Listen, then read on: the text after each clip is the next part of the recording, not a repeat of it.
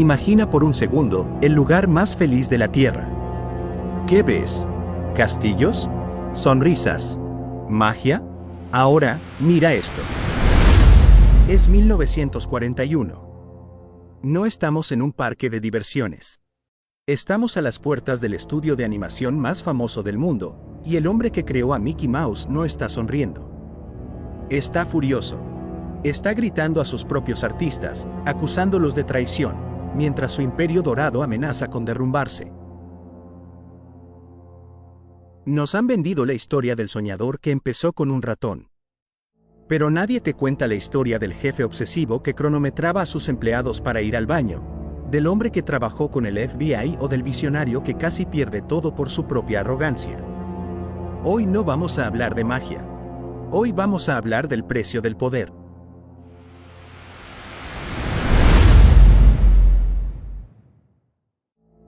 Para entender al tirano, primero hay que entender al genio, que fue apuñalado por la espalda. Antes de Mickey, existía Oswald, el conejo afortunado. Era la mina de oro de Walt. En 1928, Walt viaja a Nueva York para renegociar su contrato. Esperaba un aumento. Lo que recibió fue una lección brutal de negocios. Su distribuidor no solo se quedó con los derechos del conejo, sino que contrató a todos los animadores de Walt a sus espaldas. Le vaciaron la empresa. Walt se quedó sin personaje, sin equipo y sin dinero. En ese tren de regreso a Hollywood, destrozado, Walt juró una cosa que definiría el resto de su vida: nunca más trabajaré para alguien. ¿Yo seré el dueño de todo? Ahí nació Mickey Mouse. No por amor, sino por desesperación y venganza. El éxito fue absurdo. Pero Walt no quería solo cortos animados. Quería la gloria. Y aquí entra la cifra que casi lo destruye: $1.5 millones. Eso es lo que costó Blancanieves. En los años 30, la prensa lo llamó la locura de Disney. Nadie se sentaría 80 minutos a ver dibujos. Walt hipotecó su casa. Si la película fallaba, Disney dejaba de existir. Blancanieves no solo fue un éxito, fue un fenómeno cultural. Disney pasó de ser un estudio de garaje a una corporación multimillonaria en meses. Construyó un estudio gigante en Burbank. Era el rey de Hollywood. Pero el dinero cambia a la gente.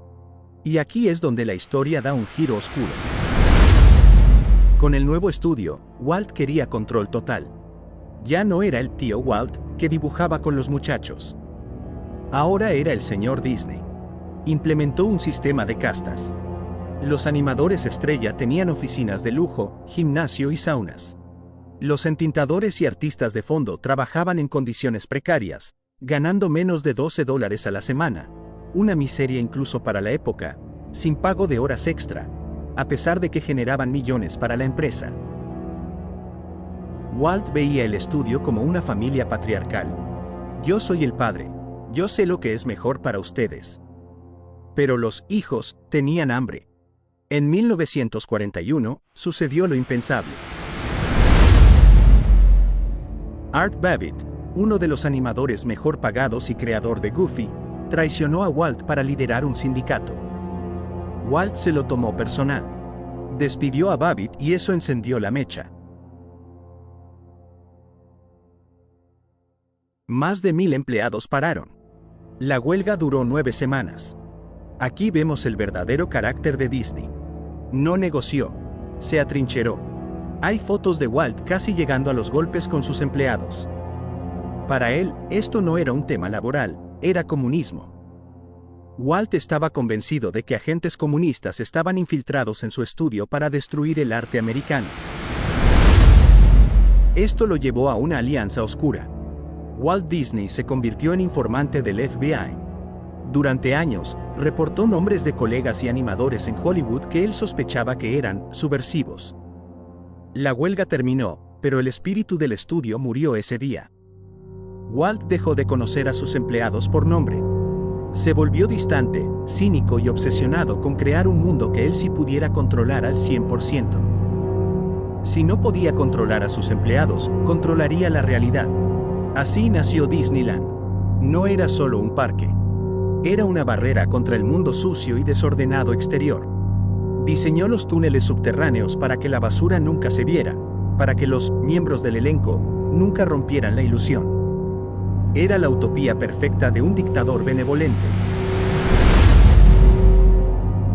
Pero Disneyland no fue suficiente. En los 60, su ambición final no era entretenimiento, era ingeniería social. El proyecto Epcot original no era un parque temático. Era una ciudad real. Una comunidad prototipo experimental del mañana. Walt quería crear una ciudad donde él decidiera todo.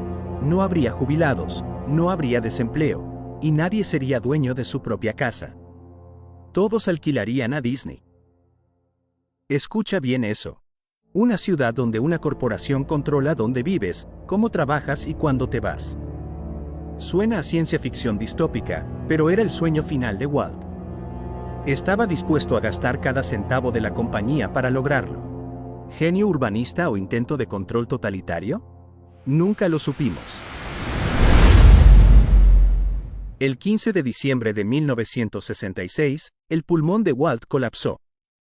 El hombre que creó la infancia moderna murió dejando su mayor proyecto inconcluso. Sin su líder, dictador, la compañía entró en pánico y casi quiebra en los años siguientes. Hoy, Disney no es solo un estudio. Es un imperio que posee gran parte de nuestra cultura pop. ¿Fue Walt un villano? Quizás. Fue un hombre que aplastó sindicatos, que vigiló a sus empleados y cuyo ego no cabía en un estudio de cine. Pero también fue el hombre que apostó todo cuando nadie creía en él. La lección incómoda es que, a veces, la genialidad visionaria y la tiranía obsesiva son dos caras de la misma moneda. No puedes construir el lugar más feliz de la Tierra, siendo simplemente un tipo agradable. Necesitas una obsesión irracional. Walt Disney no fue un santo. Fue un hombre complicado que nos vendió sueños perfectos, mientras vivía en una realidad llena de pesadillas empresariales. ¿Tú qué opinas?